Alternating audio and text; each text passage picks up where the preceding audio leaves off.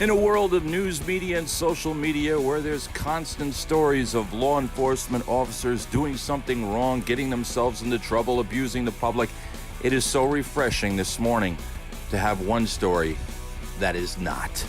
My name is Eric Martin Koppelman. I'm the Radio Guy Live, and I'll tell you all about it. Don't go anywhere.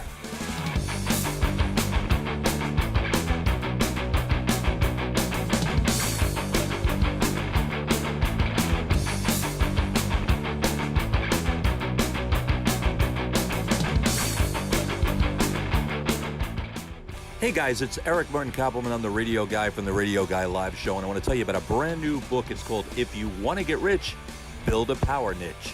Everything that the author Bruce Stachenfeld has learned about marketing is in this book.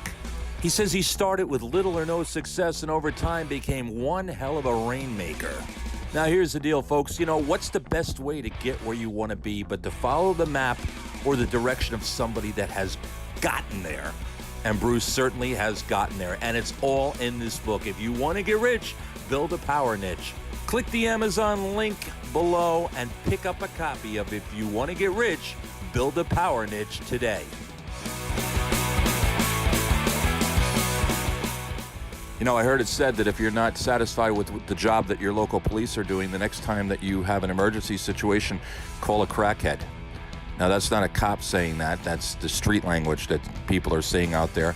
But I want it known that I am in support of law enforcement officers, and I believe that if an officer asks to see my driver's license, or if an officer asks me a question or has a suspicion that something is wrong, that he's going to or she's going to do her job.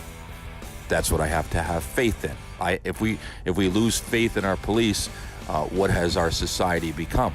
Now, you can argue the fact that there are bad police officers and bad law enforcement officers out there and bad prosecutors out there, but I can also argue the fact that there are good ones. All right, many of them are good ones, and they have a hard job to do. So let's just leave it at that. The story that I have today, as I said in my intro, is a good one. It's the story of a police officer that went above and beyond what he needed to do, and he used his morals and his ethics to make a decision in what he was about to do. Because this particular police officer actually drove a man to his job interview after pulling him over for expired tags and an expired license.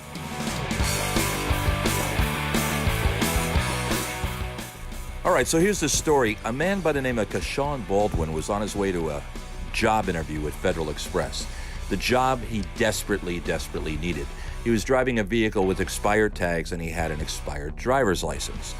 It was then that police officer, or should I say Cahokia, I don't even know where Cahokia is, but Cahokia police officer Roger Jamolis spotted the vehicle with expired tags, ran it, and found out that there was an expired driver's license and pulled him over.